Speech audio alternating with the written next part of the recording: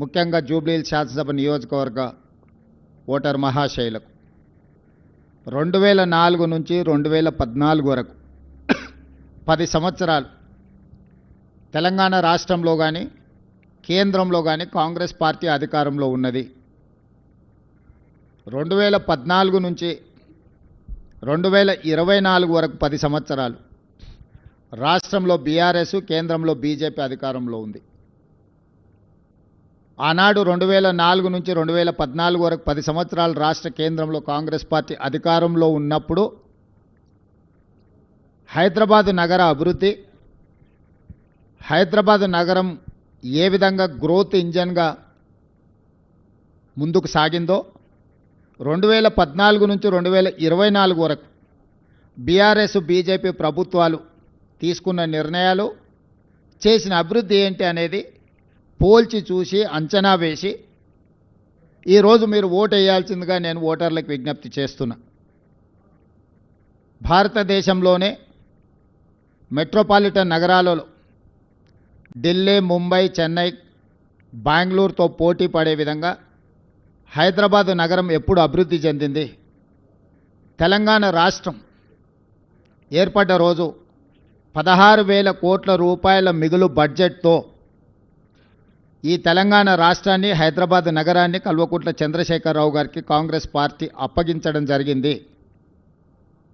69,000 కోట్ల రూపాయల అప్పుతో 16,000 కోట్ల రూపాయల మిగులు బడ్జెట్తో తెలంగాణ రాష్ట్రాన్ని చంద్రశేఖరరావు గారికి అప్పచెప్తే 2014 నుంచి 2024 మాకు అప్పచెప్పే సమయానికి 8,11,000 కోట్ల రూపాయల అప్పుతో మాకు వారు రాష్ట్రాన్ని అప్పగించడం జరిగింది.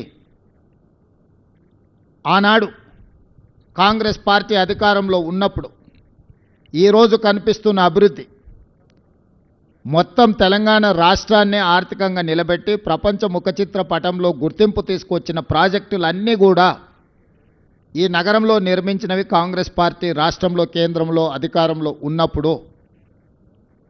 ప్రధానమంత్రిగా మన్మోహన్ సింగ్ గారు, ఉమ్మడి రాష్ట్ర ముఖ్యమంత్రిగా డాక్టర్ వైఎస్ రాజశేఖర రెడ్డి గారు, అంతకంటే ముందు కొనసాగించిన తెలుగుదేశం పార్టీ ప్రణాళికలను ముందుకు తీసుకెళ్లడమే కాకుండా ఈ నగరాన్ని ఒక గొప్ప నగరంగా, మహానగరంగా తీర్చిదిద్దిన మాట వాస్తవం కాదా?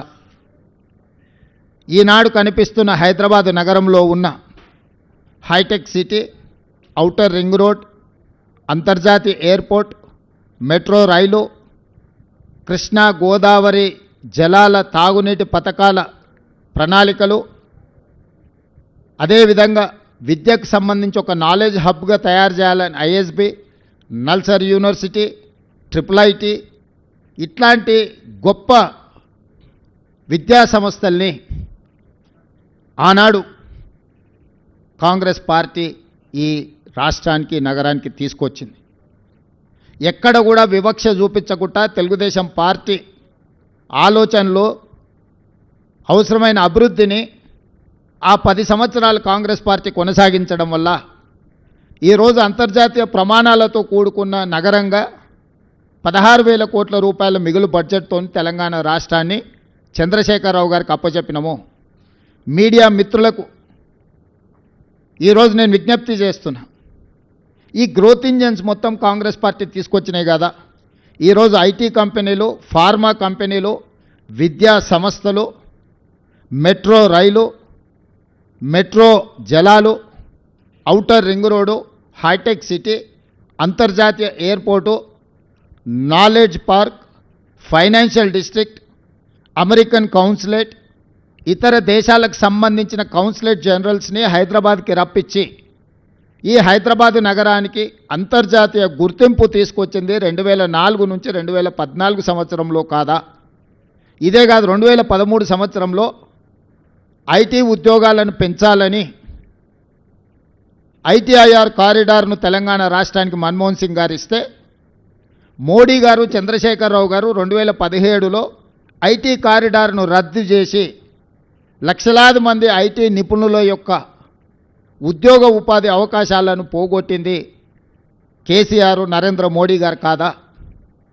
ఈరోజు ప్రత్యక్షంగా లక్షలాది ఉద్యోగాలు, లక్షలాది కోట్ల రూపాయల ఆదాయం ఈ రాష్ట్రానికి వచ్చింది అని అంటే 2004 నుంచి 2014 వరకు ఆనాటి ప్రభుత్వం తీసుకున్న భవిష్యత్ కార్యాచరణ కాదా?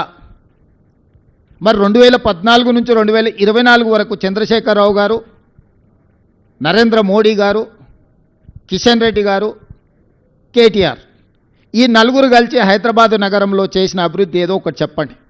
వరదలు వచ్చినప్పుడు హైదరాబాదు నగరం నిండా మునిగిపోతే కేంద్రం నుంచి చిల్లి గవ్వ కూడా కిషన్ రెడ్డి గారు తీసుకురాలి కేంద్ర మంత్రిగా.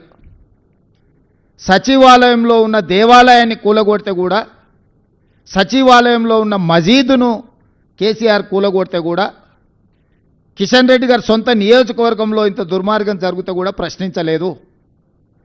వాళ్ళు పదే పదే చెప్పే కమాండ్ కంట్రోల్ రూమ్, సచివాలయం, ప్రగతి భవన్, కాళేశ్వరం ప్రారంభించి పూర్తి చేసినవి ఈ 4 చంద్రశేఖరరావు తెలంగాణ రాష్ట్రంలో. 1,50,000 కోట్ల రూపాయల అంచనాలతో మొదలుపెట్టిన కాళేశ్వరం 1,02,000 కోట్ల రూపాయల బిల్లులు చెల్లించిండు కాంట్రాక్టర్లు. కాళేశ్వరం కట్టడం, కాళేశ్వరం కూడడం 3 సంవత్సరాలలో జరిగిపోయింది. 1,00,000 కోట్ల రూపాయలు గోదావరి పాలైపోయినాయి.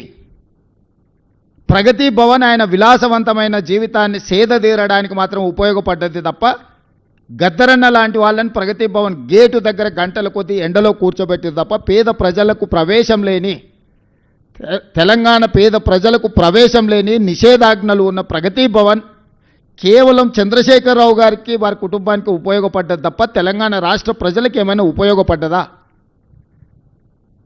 ఈరోజు మేము కట్టినమని చెప్పుకుంటున్న సచివాలయం ఉమ్మడి రాష్ట్రానికే పరిపాలనను అందించి 23 జిల్లాలను దాదాపుగా 10 కోట్ల ఉమ్మడి రాష్ట్ర ప్రజలకు పరిపాలన అందించిన వసతులున్న నిఖార్సైన ఉమ్మడి ఆంధ్రప్రదేశ్ సచివాలయాన్ని కూలగొట్టి 2,000 కోట్ల రూపాయలు ఖర్చు పెట్టి కట్టిన సచివాలయం కేవలం కొడుకు రాజకీయ భవిష్యత్తు కోసం వాస్తును సరిదిద్దడానికే కూలగొట్టి కొత్తది నిర్మించిండు.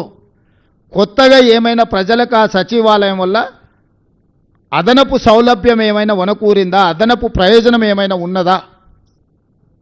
ప్రభుత్వంలో సచివాలయం కట్టడం వల్ల నూతనంగా ఏమైనా ఉద్యోగాలు వచ్చినాయా?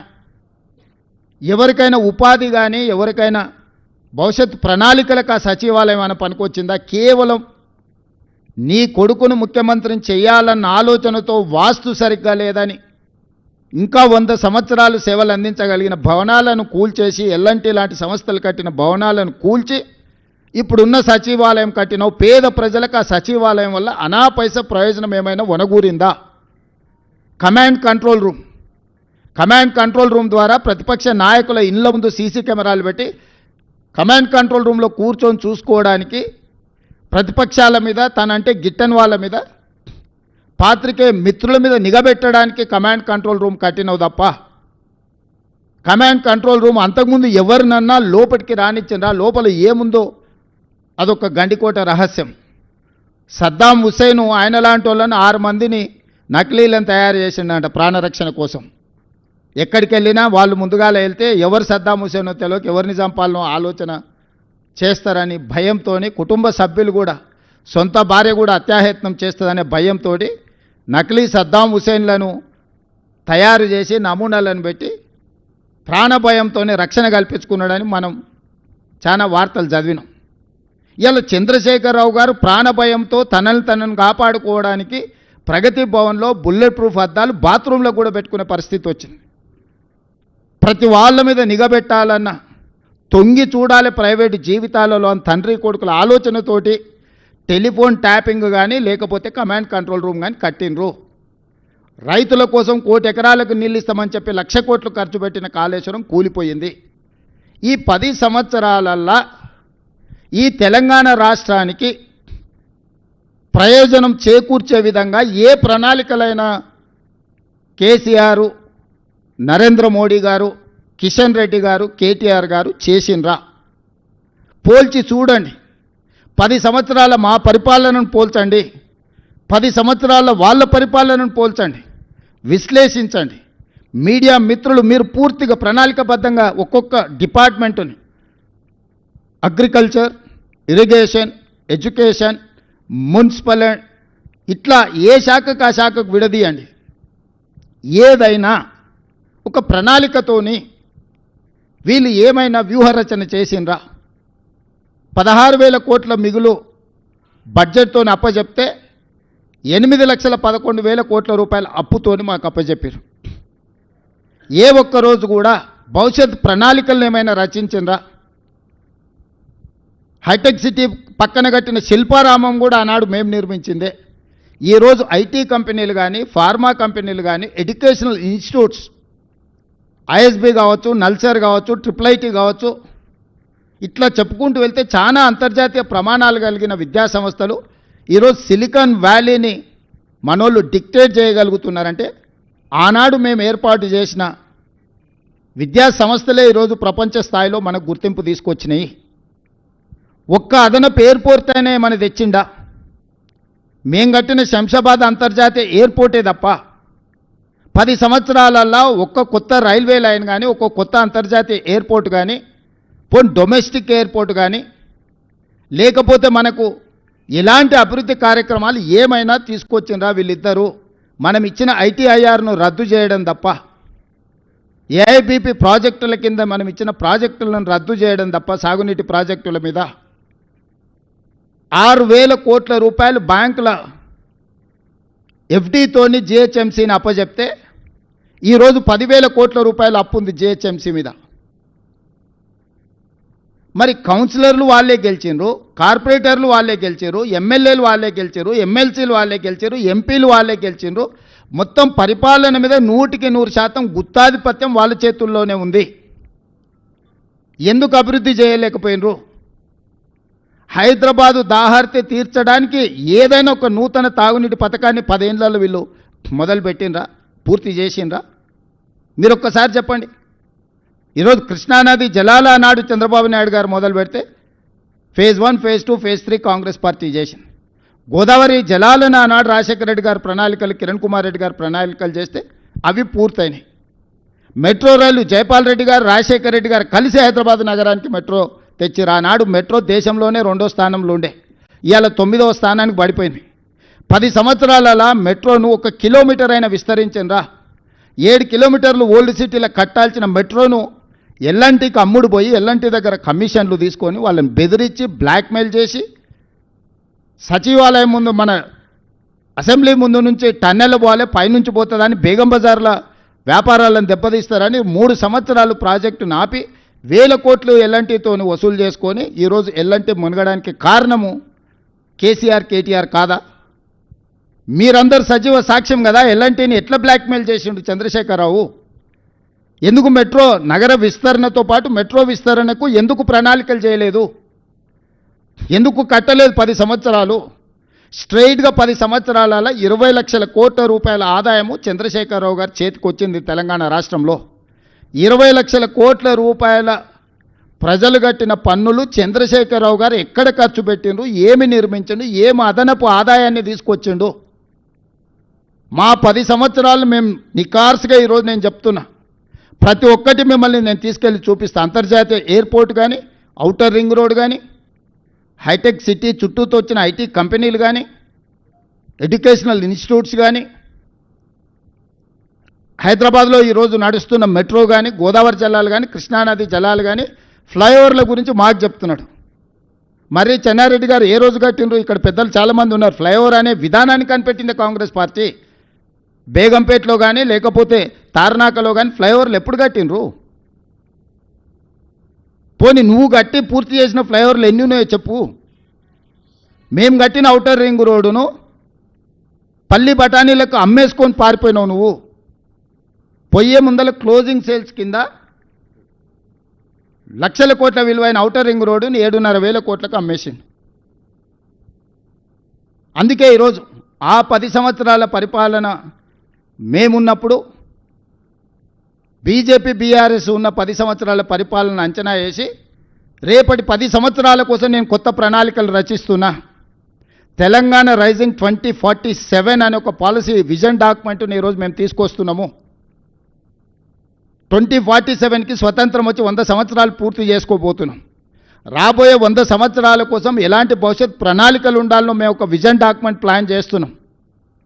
ఈరోజు మెట్రో విస్తరణకు 43,000 కోట్ల రూపాయల ప్రణాళికలతో కేంద్ర ప్రభుత్వానికి మేము ఇచ్చినాం. బ్యాడ్ బ్రదర్స్ ఇద్దరు కలిసి అడ్డుకుంటున్నారు, కిషన్ రెడ్డి కేటీఆర్ కలిసి. ఆనాడు హైదరాబాదు నగర అభివృద్ధి కోసం కొట్లాడిన వాళ్ళని హైదరాబాద్ బ్రదర్స్ అనేటోళ్ళు, శశిధర్ రెడ్డిని మరి జనార్దన్ రెడ్డిని. హైదరాబాద్కి తాగునీళ్ళు కానీ, హైదరాబాద్ నగర విస్తరణ కోసం కానీ, హైదరాబాద్లో ఉండే పేదవాళ్ళ కోసం, నిత్యం ప్రజల కోసం ఆనాడు ప్రయత్నం చేసిన పీజేఆర్ శశిధర్ రెడ్డిని హైదరాబాద్ బ్రదర్స్ అనేది.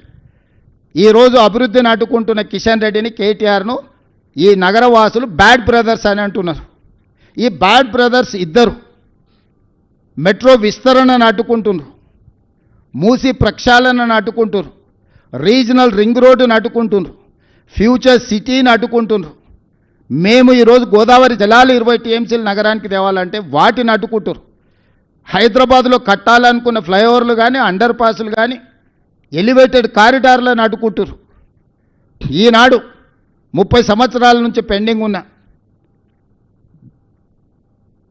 కంటోన్మెంట్ నుంచి షామీర్పేటకు కావాల్సిన ఎలివేటెడ్ కారిడార్, కంటోన్మెంట్ నుంచి మేడ్చల్కు వెళ్లాల్సిన ఎలివేటెడ్ కారిడార్లు ఇవాళ మేము తెచ్చి 5,000 కోట్ల రూపాయలతో పనులను ప్రారంభించినాం. కొన్ని దశాబ్దాల కోరిక, మొత్తం ఉత్తర తెలంగాణ మొత్తం ఈ 2 ఎలివేటెడ్ కారిడార్ల మీదనే ఆధారపడ్డది. హైదరాబాదు నగరం మొత్తం అటువైపు విస్తరించింది. ఇవాళ 1 కోటి జనాభా ఉంటే 50 లక్షల జనాభా ఆ పక్కనే ఉంది నగరంలో. కరీంనగర్, ఆదిలాబాద్ నుంచి మొదలు పెడితే ఉత్తర తెలంగాణ మొత్తం ఆ 2 ఎలివేటెడ్ కారిడార్ల మీద ఉంది. 10 సంవత్సరాలు మీరు అనుమతి ప్రయత్నం చేయలేదు. కేవలం సచివాలయం కోసం ఆర్మీ ల్యాండ్ని 50 ఎకరాలు ఇవ్వలేదని వాళ్ళతో పంచాయతీ పెట్టుకొని పక్కన పెడితే వచ్చిన 100 రోజుల్లోనే ఆ సమస్యను పరిష్కరించి ఈరోజు ఆ ఎలివేటెడ్ కారిడార్లకు ఈరోజు ప్రణాళికలు వేసి మేము ముందుకు వెళ్తున్నాం. బేగంపేట ఎయిర్పోర్ట్ మధ్యలో నుంచి అండర్ టనెల్ ఈరోజు రోడ్లకు అనుమతులు తీసుకొచ్చిన నేను. ఇవాళ వరంగల్ ఎయిర్పోర్ట్కి అనుమతి తెచ్చినాం, ఆదిలాబాద్ ఎయిర్పోర్ట్కి అనుమతి తీసుకొచ్చినాం. ఈరోజు భద్రాద్రి, కొత్తగూడెం, రామగుండం ఎయిర్పోర్ట్లకి ఇంకో 2 అదనపు ఎయిర్పోర్ట్ల కోసం ఈరోజు ప్రయత్నం చేస్తున్నాం. ఈరోజు తెలంగాణ రాష్ట్రానికి పోర్టు లేకపోవడం వల్ల ఈవీ ఇండస్ట్రియల్ డెవలప్మెంట్ ఆగిపోతే కేంద్ర ప్రభుత్వాన్ని, ఆంధ్రప్రదేశ్ ప్రభుత్వాన్ని ఒప్పించి మచిలీపట్నానికి greenfield national highway 12 lanes road వేసి ఈరోజు మనకు పోర్టు లేని లోటును తీర్చి మచిలీపట్నం పోర్టు నిజాం కాలంలో ఉన్న పోర్టుకి ఈరోజు మనం అనుసంధానం చేస్తున్నాం. ఈరోజు రేడియల్ రోడ్స్ వేస్తున్నాం. ఈరోజు శ్రీశైలం ఎలివేటెడ్ కారిడార్ నేషనల్ హైవేతో పాటు శ్రీశైలం టైగర్ రిజర్వ్ ఫారెస్ట్లో 56 కిలోమీటర్ల ఎలివేటెడ్ కారిడార్కి ఈరోజు కేంద్రం నుంచి అనుమతి తీసుకొచ్చినాం. ఈరోజు హైదరాబాద్ ఎయిర్పోర్ట్ నుంచి కొడంగల్కి డెడికేటెడ్ హైవే వేస్తున్నాం. ఈరోజు ఎన్నో ఇండస్ట్రియల్ పార్కుల కోసం ల్యాండ్ ఎక్విజిషన్ ఒక స్ట్రీమ్ లైన్ చేసినాం. ఎన్ని జీసీసీ కంపెనీలను తెచ్చినామంటే నేను ఛాలెంజ్ చేస్తున్నా, ఫార్చ్యూన్ 500లో ఇలా 70% జీసీసీ కంపెనీలు ఇండియాకు వచ్చిన దాంట్లో ఓన్లీ హైదరాబాద్ నగరానికి కాంగ్రెస్ పార్టీ అధికారంలోకి వచ్చిన తర్వాత తీసుకొచ్చినాం. వ్యాన్గార్డ్ కానీ, మెక్డొనాల్డ్స్ కానీ, ఎల్ఈలిల్లీ కానీ, అమెరికన్ ఎయిర్లైన్స్ కానీ, నేను కంపెనీల డీటెయిల్స్ అన్నీ మీకు ఇస్తా. ఎల్ఈలిల్లీ ఈరోజు $1 బిలియన్ ఫార్మాలో ఇన్వెస్ట్మెంట్ ఈరోజు తీసుకొచ్చినాం తెలంగాణ రాష్ట్రానికి. ఈ 2 సంవత్సరాలల్లో మొదటి 6 నెలలు మేము ప్రభుత్వం ఏర్పాటు చేసిన తర్వాత 6 నెలలు పార్లమెంట్ ఎన్నికల్లోనే కాలం గడిచిపోయింది. ఈ 2 ఏళ్లలో మేము పనిచేసింది సంవత్సరన్నరలో 3 లక్షల కోట్ల రూపాయలు ఈ రాష్ట్రానికి పెట్టుబడులు తీసుకొచ్చినాము. ఇవాళ గ్లోబల్ కెపబిలిటీ సెంటర్స్ కానీ, డేటా సెంటర్స్ కానీ, మిగతా ఇన్ఫ్రాస్ట్రక్చర్లో వేలాది కోట్ల రూపాయల పెట్టుబడులు తీసుకొచ్చి నగర విస్తరణ కోసం మేము ప్రణాళికలు చేస్తున్నాము. 10 సంవత్సరాలు మీరు ఏమీ చెయ్యకపోను తెలంగాణ రాష్ట్రాన్ని కొల్లగొట్టి ప్రజలకు ఉపయోగం లేని, ప్రయోజనం లేని కమాండ్ కంట్రోల్ రూమ్, సచివాలయం, ప్రగతి భవన్, కాళేశ్వరం చూపించి ఎంతకాలం ప్రజల్ని మభ్యపెడతారు?